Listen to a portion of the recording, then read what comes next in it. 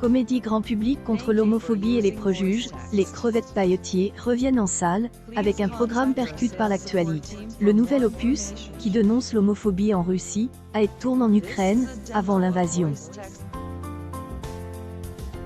La revanche des crevettes pailletées, qui sort le 13 avril en salle, reprend l'improbable formule qui avait fait le succès du premier volet, attirant près de 600 000 spectateurs en 2019.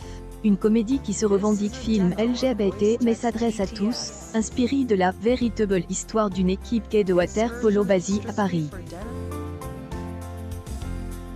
Après avoir levé le tabou de l'homosexualité dans le sport, les réalisateurs, Maxime Govard et Cédric Le Gallo, joueurs de water-polo à l'origine de l'aventure, se sont voulus encore plus politiques, avec un film abordant des questions aussi brûlantes que l'homophobie d'État ou les crimes homophobes. Ils n'imaginaient pas être rattrapés par l'actualité. Le film a été tourné en Ukraine, avec une équipe à 80 au cal. Tourné en Russie, qui était impossible à cause de la loi qui interdit la propagande LGBT, explique à l'AFP Maxime Govard. Filmer deux hommes qui s'embrassent dans la rue, cela nous aurait tout conduit en prison. À l'époque, l'Ukraine est prise pour son cadre rappelant la Russie, les facilités de tournage pour des équipes occidentales en plus.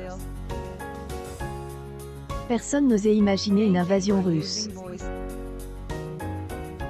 Aujourd'hui, une actrice du film se terre avec ses enfants dans le métro de Kharkiv, des techniciens ont pris les armes, certains ont fui en France, où l'équipe appelle à la solidarité du métier pour leur trouver du travail.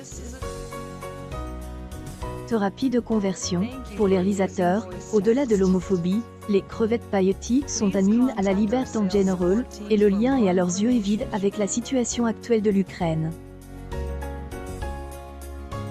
Le film raconte comment Poutine oppresse la communauté LGBT, relève Cédric Le Gallo, qui raconte s'être habitué à faire entonner Slava Ukraini, à l'issue des séances d'avant-première en France.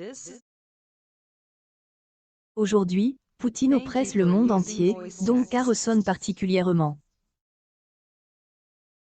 De fait, cette comédie dresse un portrait sans appel du pays de Vladimir Poutine, où les violences visant les homosexuels sont fréquentes.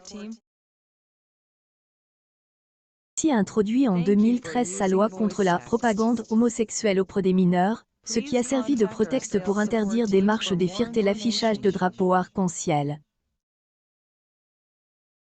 C'est dans cet univers que débarque la bande de joyeuserie des crevettes pailletées, rejoint par un nouveau personnage, Selim, un jeune hétéro pétri de préjugés. L'équipe de water-polo arc-en-ciel, qui se rendait au Gay Game à Tokyo rate sa correspondance et se retrouve coincée en terre hostile.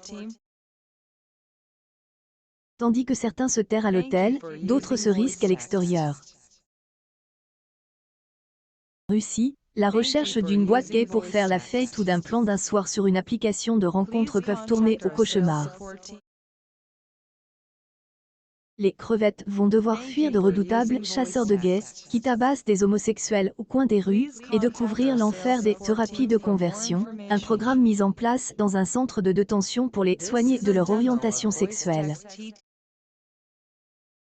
On s'amuse à mettre des homosexuels dans le pays des homophobes, relève Cédric Le Gallo, mais le film, entre comédie d'aventure et comédie musicale, entend frapper plus large. Les thérapies de conversion ne sont interdites pénalement que depuis janvier 2022 en France, rappelle-t-il. Vouloir laver le cerveau de gens qui veulent vivre leur vie et ne font absolument de mal à personne, c'est un sujet universel, embraye Maxime Govard, qui espère que le film provoque un choc entre le Jret et Gravite. Les deux réalisateurs ont un rêve, voir le conflit cesser et projeter leur film en Ukraine, ce qui était prévu avant la guerre. Plus tôt sera le mieux, espérons-nous.